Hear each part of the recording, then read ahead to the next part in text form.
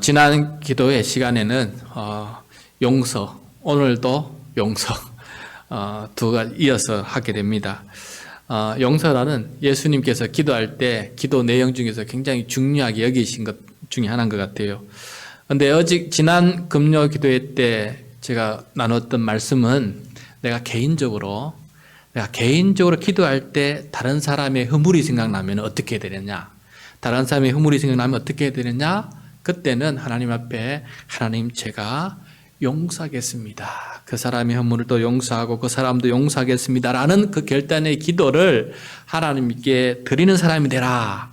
그것을 가르쳐 주셨어요. 그래서 우리가 기도할 때마다 누군가가 떠오르고 그 사람의 좋지 못한 모습이 떠오를 때마다 우리가 주님 제가 용서할 수 있는 힘을 주시고 이해할 수 있는 힘을 주시고 또 어떻게 용서하면 좋은 것인지 지혜를 주시고 또 화해할 수 있는 길이 있다면 화해할 방법도 알려주셔서 용서가 참으로 잘 이루어질 수 있도록 도와달라고 그렇게 기도하는 사람이 되라 그렇게 얘기했어요.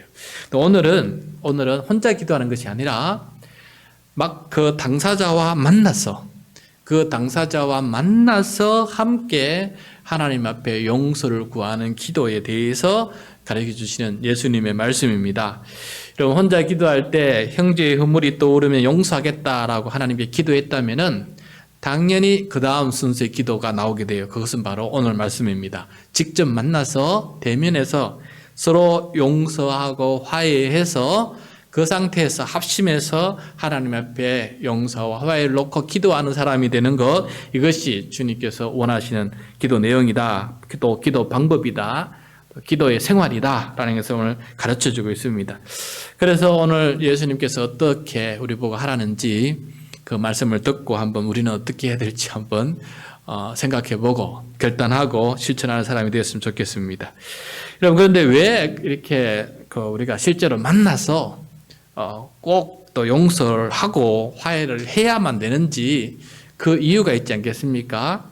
하나님께서는 우리 하나님의 가족인 형제 자매가 서로 화해하지 못하고 하나님 아버지 앞에 나와서 예배하는 것을 기뻐하지 않으신다라고 말씀하고 계세요. 그래서 지난주에 말씀드렸지요. 혹시 형제지간에 원망할 일들이 있으면 생각나면은 예물을 제단 앞에 두고 먼저 가서 그 형제와 화목하고 그 후에 와서 예물을 드리라라는 말씀이 있듯이 하나님께서는 그 상태를 내버려 두신 것이 아니라 화해를 하고 형제 자매가 된 상태에서 하나님의 가족이 된 상태에서 함께 기도하고 예배드리는 것을 하나님께서 원하시기 때문에 우리는 해야 될 일이에요. 그래서 용서와 화해는 특별히 예배 공동체 안에서 형제 자매 간의 이 용서와 화해는 반드시 해야 될 것이지 그걸 밀어놓고 있으면 하나님도 마음이 아프시다라는 것을 말씀해 주고 있습니다. 그래서 용서는 해야 되고 실제로 실천을 해야 된다 이것을 말씀해 주고 있습니다. 그러면은 어떻게 만나서 그러면은 용서를 하고 화해를 할 것인가 주님께서 간략하게 말씀해 주고 있는데 3단계로 3세판처럼 3단계로 알려주고 있어요. 첫 번째는 1대1 당사자들끼리 만나야 돼요. 1대1 당사자들끼리 만나야 됩니다. 15절 말씀입니다. 15절 같이 읽겠습니다. 시작. 내 형제가 죄를 범하거든 가서 너와 그 사람과만 상대하여 권고하라. 만일 들으면 내가 내 형제를 얻을 것이요. 자, 너와 그 사람만 상대하라 라는 것은 이런저런 사람 다 끼어들지 말고 당사자들끼리 그렇게 두 사람이 만나라는 것이죠. 죄와 허물을 지은 사람과 그 죄와 허물 때문에 피해나 상처를 입은 사람, 그 두 사람의 당사자들이 만나서 그렇게 얘기를 나누라는 거예요.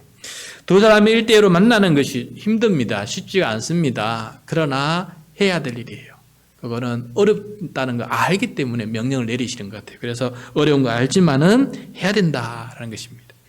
근데 피해나 상처를 입은 사람이 상대를 권고하는 거로 시작합니다. 상처를 입고 피해를 입은 사람이 상대에게 그것을 권고하는 거예요. 왜냐하면은 피해를 준 사람은 내가 얼마만큼 피해를 줬는지 잘 모르고 이해를 못할 때가 많아요. 그래서 피해를 받은 사람이 나 이렇게 피해와 상처를 받았다는 것을 알려줘야만 그 상대방이 알 수 있기 때문에 그렇게 얘기를 나누는 거예요. 근데 여기서 권고하다라는 말이 무슨 뜻이냐면은 헬라어 원어를 보면은 그 사람의 죄와 허물이 무엇인지 덜추어내는 거다. 덜추어낸다. 그러니까 밝히 알게끔 만든다는 거예요. 우리가 대부분 덮어놓고 살면 잘 산다. 그럴 때가 참 많이 있어요. 실제로 덮어놓고 사는 게 또 편할 때가 많이 있어요. 괜히 덜 추워서 그것 가지고 막 이렇게 시시비비를 가르는 것보다 웬만하면 그냥 덜 추워놓고 잊어버리고 사는 게 속 편하고 또 더 좋아요. 그것 때문에 괜히 불편한 관계 될 필요 없지 않습니까? 그런데 관계가 어려울 때는 해야 될 상황이 놓일 때가 있지 않아요? 좀 상황이 클 때에는, 그때는 만나야 되고 또 얘기를 해서 이러이러하다라는 것을 서로 얘기를 나누고 이해를 하고 또 그렇구나 하는 것을 밝히 아는 그런 대화, 그런 진실한 대화가 좀 필요합니다. 그 대화가 나오게 되면은 그때서야 그 사람이 그걸 듣고 자기의 잘못을 인정하고 용서를 구하는 것이죠. 그래서 용서를 구하고 또 용서를 구하면은 또 용서를 해주고 그렇게 해서 서로 간에 그 어려운 관계를 풀어나가는 화해해 나가는 용서를 통해서 화해해 나가는 과정이 필요하다. 그래야 보면은 거기 15절 끝에 보면 내가 내 형제를 얻는 것이다. 얻는다는 것은 형제 간의 불화 속에서 그렇게 남처럼 살아가는 그 관계가 되어버렸는데 이렇게 용서와 화해를 통해서 다시금 형제지간이 된다는 거예요. 형제 자매지간이 된다는 거예요. 그래서 가족으로 다시금 온전히 회복해 나가는 것, 이것을 바로 얻는다는 것을 말씀하고 있습니다. 그래서 잃어버린 형제자매를 다시금 주 안에서 얻는 과정들이 필요한데 일단은 1대1로 둘이 조용히 만나서 이렇게 얘기 나누는 것이 중요해요. 그리고 난 다음에 둘이 같이 하나님 앞에 기도하는 것입니다. 하나님, 우리의 잘못을 용서해 주시고 또 우리 서로 간의 죄 용서도 주님께서 받아주시고 우리의 허물을 하나님께서도 용서해 주십시오. 하나님께서도 우리의 허물을 용서해 주시고 하나님과의 막힌 관계가 이 죄로 막힌 관계와 풀어져서 화해를 이룰 수 있도록 하나님 용서해 달라고 그렇게 기도드리는 것입니다. 그런데 이렇게 해야 되는데 이게 참 쉽지 않아요. 그래서 잘 안 될 때에는 그 다음 2단계입니다. 다른 사람의 도움이 좀 필요해요. 그래서 16절 말씀입니다. 16절 시작. 만일 듣지 않거든 한두 사람을 데리고 가서 두세 정인의 입으로 말마다 확정하게 하라. 자, 한두 사람이 함께 가면 도움이 될 때가 있습니다. 내가 또 감정이 앞설 때도 있고 설명을 잘 못할 때도 있고 그러다 보니까 상대방이 이해가 되는 게 아니라 더 오해하는 상황이 만들어져서 어휴 내가 하려고 했는데 내 의도대로 안 되고 또 상황이 힘들어져 버린 거예요.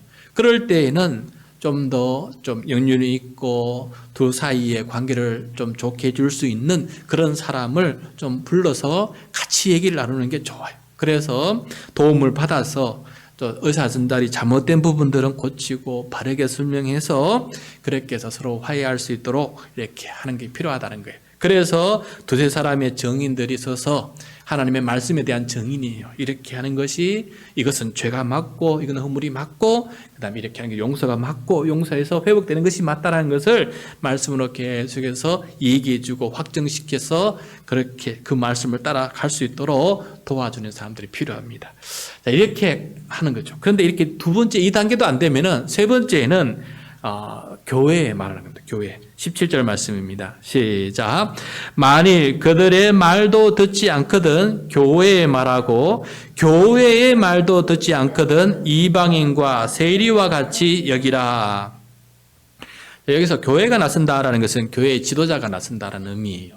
우리 교회를 한다면은 다른 목사가 직접 나선다는 거예요. 장로님이 계시면 장로님과 함께 같이 나신다는 것이죠. 교회가 이 문제를 풀어나가는 거예요. 그런데 이 교회가 얘기하는데도 받아들이지 못하고 이해하지 못하고 용서도 안 되고 화해가 안 이루어질 때에는 이런 보통 사람이 아닌 거예요. 보통 사람이 아닌 거예요. 그때에는 어떻게 되느냐? 이방인과 세리처럼 여기라. 이방인과 세리처럼 여기라. 여기서 이방인과 세리처럼 여기라라는 것은 어떤 의미가 있냐면요. 용서받지 못한 죄인처럼 여기라 그래요. 용서받지 못한 죄인처럼. 그 말은 무슨 말이냐면은 우리가 예수 그리스도의 십자가의 은혜로 하나님의 크신 은혜로 우리가 죄 용서함 받았기 때문에 우리도 다른 사람을 용서해 줄 수 있는 사람이 되어야 된다라고 하는 이 기본적인 영적 진리, 용서, 화해의 진리를 모르기 때문에 그렇게 그 일을 못하기 때문에 모르구나. 그리고 다시 십자가의 도를 가르치고 하나님께서 이루신 화해가 무엇인지 가르치고 하나님 사랑 안에서 이루어진 이것들이 사람들 사이에도 이루어진다는 것을 처음부터 다시 가르쳐야 될 사람이다 라고 이렇게 얘기하고 있는 것을 보게 됩니다. 처음부터 다시 천국 복음을 전해야 될 대상이다. 왜? 교회의 말조차도 안 들을 때에는 그거는 교회의 권위나 하나님의 말씀의 권위 자체를 부인하는 사람이기 때문에 처음부터 다시 가르쳐야 된다라는 것을 말씀해 주고 있어요. 이렇게 형제간에 모여서 서로가 죄와 허물을 깨닫고 용서를 구하고 화해를 하면은 하나님께서도 그렇게 해주신다라고 약속해주고 있습니다. 18절 말씀입니다. 18절 시작. 진실로 너희에게 이르노니 무엇이든지 너희가 땅에서 매면 하늘에서도 매일 것이요 무엇이든지 땅에서 풀면 하늘에서도 풀리리라. 이러면 용서는 하나님 편에서 먼저 시작했지만은 결국 우리가 해야 되는 일이에요. 하지 않으면은 하나님 앞에 나갈 때마다 이렇게 참 답답한 상태에 나가게 되는 거예요. 여기서 매고 푼다는 말은 법정 용어인데요.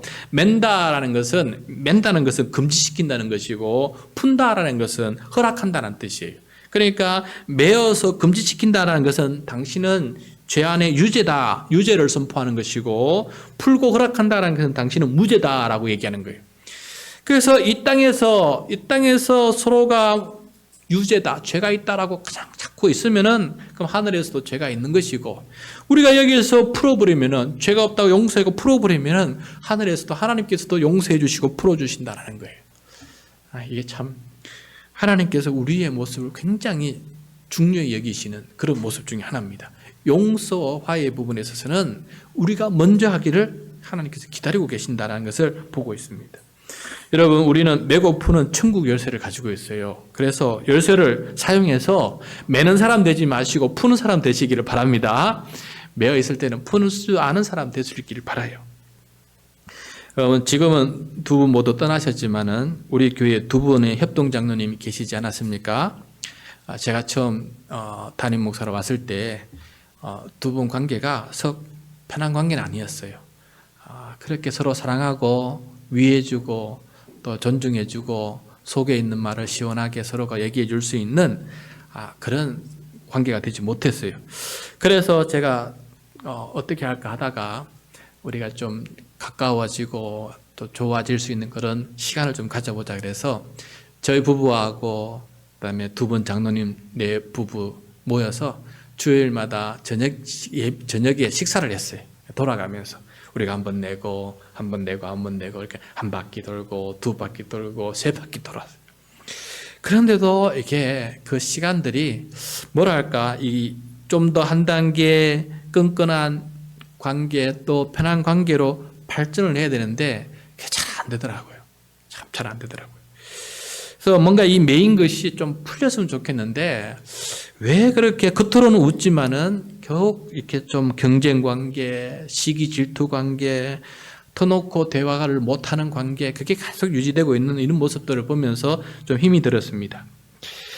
특히 이제 제 담임 목사 처음 연임 청원 방식을 놓고 그 방식 때문에 서로 언성이 높아져 버리고 그때 그냥 한 분의 교회를 떠나는 일까지 벌어나지 않았습니까? 우리 셋이서 정말 이렇게 뭐랄까 회개의 영이랄까 용서의 영이랄까 화합의 영이랄까 이게 참 제가 기도가 부족했는지 모르겠지만은 그게 잘 이루어지지 못하는 것을 경험하게 되었어요.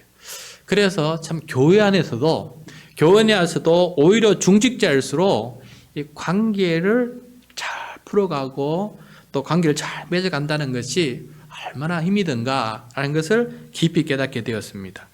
성도 여러분, 우리가 이게 매이는 것도 있고 푸는 능력도 있는데 매는 능력은 누가 안 가르쳐줘도 잘할 수 있어요. 그러나 푸는 거는 많은 기도가 필요하고 수많은 시간 동안 십자가의 그 거신 능력을 묵상해야만이 그게 가능하다는 것을 보게 됩니다. 그래서 이런 능력, 용서의 능력과 화해의 능력이 충만한 우리 성도들 될 수 있기를 간절히 축원드립니다. 네. 이렇게 땅에서 형제 자매 간에 풀고 하나님께 용서를 구하면은 하나님께서도 그렇게 해주신다라는 말씀을 연이어서 해주시는데 19절 말씀이에요. 19절 진실로 다시 너희에게 이르노니 너희 중에 두 사람이 땅에서 합심하여 무엇이든지 구하면 하늘에 계신 내 아버지께서 그들을 위하여 이루게 하시리라. 아멘. 자, 두 사람이 땅에서 합심한다라는 것은 무슨 뜻이냐면은 죄를 지은 사람과 그로 인해서 피해를 입은 사람이 그 두 사람이 합심한다. 합심한다는 말은 한 마음이 된다는 거예요. 합의를 이룬다는 거예요. 합의를 이룬다. 이 합의를 합심한다는 단어, 헬라어 단어가 심포네오라는 단어인데 이것이 오늘날 교향악단, 심포니를 뜻하는 말로 발전하게 되었어요. 여러분 교향악단, 심포니 하면 어떤 거예요? 여러 악기가 있지 않습니까? 근데 이게 수많은 노력이 필요해요. 몇 번씩 연습해서 이게 아름다운 조화를 이루고 아름다운 음악을 이루는 것처럼 여기서 합심한다는 것은 조율해 나간다는 거예요. 한순간에 탁 되는 게 아니에요. 이게 연습하고 기도하고 나를 낮추고 십자가를 묵상하고 그 은혜를 강구하면서 그렇게 조율해 나가야 합심을 이룰 수 있는 것이다라는 것을 말합니다. 그래야 심포니, 교향악단의 아름다운 조화된 음률이 나오는 것처럼 그렇게 만들어가는 것, 이건 예술입니다, 여러분. 이거 합심한다는 것은 기막힌 영적인 예술이고 영적인 기술이고 숙련된 사람 장인이 할 수 있는 그런 노력이다라는 것을 보게 돼요. 그래서 합심을 잘 하는 사람이 이게 참 믿음 생활 잘하는 사람이다라는 것을 보게 돼요. 이렇게 두 사람이 합심해서 땅에서 무엇인지 구하면은 어떤 죄와 허물이든 용서를 구하면 하늘에 계신 아버지께서 두 사람을 위해서 그것을 이루어 주신다. 다시 말해서 어떤 죄악이든 하나님께서도 용서해 주시고 그렇게 화해하는 것을 보시고 자녀들 간에 화해하는 것을 보시고 아버지인 하나님은 어떤 것도 다 화해해 주시고 받아들이시고 감사하고 기뻐하신다라는 것을 말씀해 주고 있습니다. 하나님께서는 이런 기도를 즉시 들어주십니다. 여러분 다른 기도는 하나님께서 즉시 들어주는 경우가 별로 없는 것 같아요. 그런데 용서 화해만큼은 하나님께서는 즉시 들어주십니다. 그래서 우리가 화해하고 용서하고 그 상태에서 합심해서 하나님께 기도하면은 하나님은 그 즉시 우리를 용서해 주시고 하나님도 우리와의 관계를 화해하시고 그렇게 모든 것을 풀어주시고 메인 모든 것들을 풀어주신다는 거예요. 그래서 이 말씀을 보면서 제가 깨달았어요. 아하, 하나님 앞에 기도하면 즉시 응답받는 기도는 이것이구나. 용서와 화해를 놓고 기도하는 것은 즉시 응답받는 최고의 기도구나. 하나님께서 너무너무 기다리기만 하다가 오기만 오면 바로 응답해 주는 그런 기도구나 라는 것을 우리는 깨닫게 되었습니다. 그런데 이런 기도는 여러분 얼마만큼 해야 되느냐, 참 많이 하고 많이 해야 될, 한없이 해야 될 그런 기도다라는 것을 우리가 깨닫게 됩니다. 자, 여러분 여기서 예수님께서 그런 합심 기도 가운데 예수님께서 얼마나 기쁘신지, 그런 합심하면 내가 그 자리에 함께 있겠다. 나 그런 자리에 나는 함께 있겠다고 말씀하실 정도의 20절 말씀이에요. 20절 말씀 같이 읽겠습니다. 시작. 두세 사람이 내 이름으로 모인 곳에는 나도 그들 중에 있느니라. 자, 여러분 처음에 나 20절 이 말씀을 읽고 해석할 때에는 꼭 이런 용서와 화해의 그 합심하는 자리가 아니라 그냥 우리가 기도하고 모이고 또 대화하기 모이고 예배하고 모이고 그냥 그런 자리면 다 이 해당되는 줄 알았어요. 물론 그런 자리에도 다 주님께서 계시지만은 앞뒤 본문을 볼 때 지금 이 말씀은 어떤 상황이냐면은 화해하지 못하고 불화관계 조인 있는 그 두세 사람이 예수 그리스도의 이름으로 모여서 마음을 합심할 때 예수님은 너무너무 기뻐서 내가 그들 중에 있다는 것을 너 기억해달라. 나는 그런 역사가 일어나면 나는 그 가운데서 역사하고 있다. 나는 그 가운데 있다는 것을 그렇게 기억해달라라고 할 정도로 그 합심하는 모습이 너무너무 좋은 거예요. 그래서 주님께서 이렇게 말씀하셨다는 것을 깨닫게 되었습니다. 여러분 앞으로 이 말씀 기억할 때마다 이 말씀이 어떤 상황에서 그렇게 말씀하셨는지를 기억해 뒀다가 그래, 이 두세 사람 이거는 푸는 관계다. 매인 것을 풀었던 그 관계 속에 있을 때 주님께서 그 가운데 역사하고 계셨구나라는 것을 깨달으시기 바랍니다. 예수 그리스도 솔직히 없으면은 우리가 못 풀어요. 우리가 십자가의 예수 그리스도의 그 거신 사랑을 가슴 깊이 깨닫지 못하면은 내 죄 때문에 내 죄값을 신 죽음을 예수님께서 대신해서 당하셨기 때문에 그만큼 나를 용서해 주셨다는 사실을 깊이 깨닫지 못하면은 여러분 합심하는 단계에 가기가 역한 힘든 길이 아닙니다. 그래서 예수님이 계실 때만이 우리가 이것을 가능해요. 그래서 예수 이름으로 모였다는 것은 예수님 안에서 우리가 이것을 해결해 나가야 되지, 예수님은 빠지고 너랑 나랑 인격이 좋으니까 너랑 나랑 우리가 뭐 인격 좋으니까 한번 해보자 해서 되는 것이 아니다는 것이에요. 그렇게 됐으면 다 됐지 안 됐겠습니까?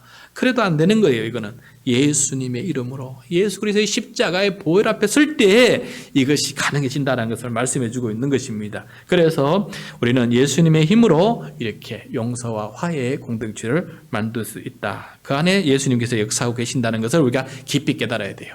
만약에 그러면 두세 사람이 합심하지 못하면 예수님이 안 계시느냐? 안 계시는 건 아니죠. 그러나 예수님 마음이 안 기쁘신 거죠. 안 기쁘신 거죠. 그런 사람들이 드린 예배를 주님께서 기쁘게 받기가 힘들다라는 것이죠. 자, 이 이야기를 다 듣다가 12제자 공동체의 수제자였던 베드로가 나서서 예수님께 말씀을 드립니다. 왜 베드로가 나섰냐면은 예수님도 그 공동체의 지도자이지만은 사실 베드로도 12제자 중에서 수제자 아닙니까? 앞에서 이끌어가야 되는데 그 안에서 자꾸 불효화음이 생기고 질투, 분열이 생기면은 이 공동체를 유지해 나가야 될 때 본인도 힘들지 않습니까? 형님으로서 그 사람들 다 이렇게 케어해야 되지 않겠어요? 그게 얼마나 힘이 되겠습니까? 그래서 베드로가 그래요. 이게 우리 필요한 겁니다. 이게 우리 공동체 지금 가장 필요한 겁니다 하면서 예수님 앞에 그러면 예수님 내가 7번이라도 용서하겠습니다 하고 7번 용서해야 되지 않겠습니까? 우리 같은 공동체는 예수님의 제자 공동체는 이 정도 해야 되지 않겠습니까? 하면서 그렇게 얘기합니다. 21절 말씀입니다. 같이 읽겠습니다. 그때 베드로가 나와 이르되 주여 형제가 내게 죄를 범하면 몇 번이나 용서하여 주리까? 7번까지 하오리까? 여러분 당시 율법학자의 가르치면은 보통 3번까지 용서해 주라. 3번까지 용서해 주라. 두 번째, 용서를 베풀 때에는 백향목처럼 딱딱하지 않고 갈대처럼 부드럽게 용서하라라는 가르침이 있었어요. 3번까지는 용서해 주고 같은 죄악에 대해서는 그 다음에 4번까지는 용서 안 해줘도 된다는 거예요. 3번까지는 용서해 주고 또 용서할 때에는 백향목처럼 딱딱하게 하지 말고 갈대처럼 부드럽게 용서해 주라라고 이렇게 얘기를 했어요. 그런데 이것을 알고 있던 베드로가 예수님, 우리 예수 공동체는 3번이 아니고 7번은 해야 되지 않겠습니까? 더 용서하고 더 용서가 필요한 공동체가 되지 않겠습니까? 라고 이렇게 얘기를 했어요. 여러분, 우리도 이런 마음을 가졌으면 좋겠습니다. 더 용서하기를 바라고 우리 공동체를 생각하면서 우리 가정을 생각하면서 우리 일들을 생각하면서 우리 관계를 생각하면서 하나님 정말 더 용서하는 사람 그렇게 하게끔 도와주세요 라고 이렇게 기도하는 마음을 가지고 그런 마음을 가진 사람이 됐으면 좋겠습니다. 그런데 여러분 7번이 아니라 솔직히 말하면 3번 아니 1번도 하기가 그렇게 힘든 게 용서입니다. 그때 예수님께서 뭐라고 대답하십니까? 우리 22절 말씀입니다. 22절 시작. 예수께서 이르시되 내게 이르노니 7번뿐이 아니라 7번을 70번까지라도 할지니라. 7번 70번까지 하면은 490번이에요. 3번이 아니고 7번도 아니고 490번을 하라. 한 죄에 대해서 490번을 한다는 것은 그 죄를 490번 연이어서 짓는 사람 아무도 없어요. 그 말은 끝까지 용서하라는 그 말이 되겠습니다. 끊임없이 한없이 용서하라. 이걸 어떻게 합니까? 이걸 어떻게 합니까? 이건 못합니다. 못해요. 이거 보통 사람 못합니다. 할 수가 없어요. 이게 불가능한 일입니다. 그런 마음을 가진 그 같은 제자들에게 예수님께서 그 다음 이어서 천국 비유를 하나 들어요. 천국이 임하면 된다는 거예요. 천국 비유 하나 말씀해 주고 계시는데 내용이 이제 길어서 제가 좀 설명할게요. 어떤 임금이 연말에 결산을 하는데 10,000달란트 빚진 자를 이제 오게 해야 돼요. 그래서 갚으라 하니까 못 갚는 없습니다 했더니 그러면 네 몸도 팔고 아내도 팔고 자식도 팔고 모든 소유를 다 팔아서 있는 거라도 갚아라. 그러니까 이 사람이 엎드려서 절하면서 엎드려진다는 거 간절히 애원하는 거 아니에요. 참아주십시오. 어떻게든 제가 갚겠습니다. 그렇게 애원을 하니까 왕이 불쌍해서 놓아주고 탕감까지 해줘버렸어요. 1만 달란트를 다 탕감시켜버려진 거예요. 어마어마한 용서입니다. 자, 이 임금은 이 천국에 있는 하나님 아버지를 뜻하고 1만 달란트 빚진 자는 우리를 뜻해요. 제자를 뜻하는 겁니다. 제자들. 우리는 예수님의 십자가 죽음의 대가로 엄청난 죽어야만 갚을 수 있는 그런 죄 용서를 받았고 입양까지 되어서 하나님의 자녀라 일컬음 받을 수 있는 의로운 존재까지 그렇게 되었어요. 이거는 엄청난 은혜지요. 그게 바로 우리 예수님의 제자들이 받은 그런 은혜 아닙니까? 바로 1만 달란트 빚진 자는 바로 예수님의 제자를 뜻합니다. 저와 여러분을 뜻하는 말이에요. 근데 예수님 비유를 이어갑니다. 그 1만 달란트 빚졌다가 탕감받은 사람이 자기에게 100데나리온 빚진 동료 한 사람을 만나게 돼요. 여러분, 우리가 하나님께 지은 죄는 큰 죄라서 100달란트에 비유하고 있고 사람 사이에 지은 죄는 좀 작은 죄라서 100데나리온이라고 비유하고 있어요. 그래요. 사람들 사이에는 죄는 그래도 하나님께 지은 죄보다는 좀 덜하니까 100데나리온으로 비유하는 것 같아요. 그래서 이 형제를 만나니까 돈을 갚아라 하니까 똑같이 사정을 합니다. 엎드려서 간구를 합니다. 조금만 참아달라고 하니까 이번에 이 사람은 참고 기다려주지 않고 바로 빚진 동료를 옥에다가 가두어 버리지 않습니까? 이게 바로 우리들의 배은망덕한 일이라는 거예요. 우리는 그렇게 1만 달란트를 빚진 제자가 옆에 동료가 잘못한 걸 가지고 용서하지 못해주고 화내고 저주하고 그렇게 악한 관계 속에 살아간다는 것은 나쁜 사람이라는 거예요. 배은망덕한 사람이다라는 것을 지금 비유적으로 말해주고 있는 것이에요. 그래서 이 모습을 본 다른 동료들이 몹시 딱하게 얘기해서 임금님에게 가서 다 일러 바쳐요. 그랬더니 이 임금이 화가 나가지고 그 사람을 다시 불러서 이런 게 악한 놈이 어디 있냐 하면서 그 사람을 다시 옥에다 갇혀버려요. 지가 행한 대로 옥에다 갇혀버린 겁니다. 여러분, 여기서 동료들은 누굽니까? 그 사람을 지켜보는 다른 성도들 뜻해요. 다른 제자들. 저 두 제자가 저렇게 좋게 관계 안 지내고 있으니까 나머지 성도들이 하나님께 기도합니다. 하나님, 저희 우리 교회 안에 저렇게 힘든 사람들이 있습니다. 하나님 좀 저 화해가 될 수 있도록 도와주세요. 하나님께 다 기도하니까 하나님께서 그거 보시고 혼을 내시는 거예요. 그래서 예수님은 제자가 형제를 용서하지 못하면은 안 된다라는 것을 말씀하고 있습니다. 그 말씀이 바로 35절 말씀이에요. 35절 시작.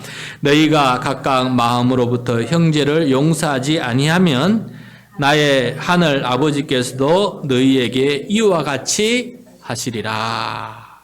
내가 형제를 용서하지 않으면은 내가 받은 용서가 무효가 됩니다.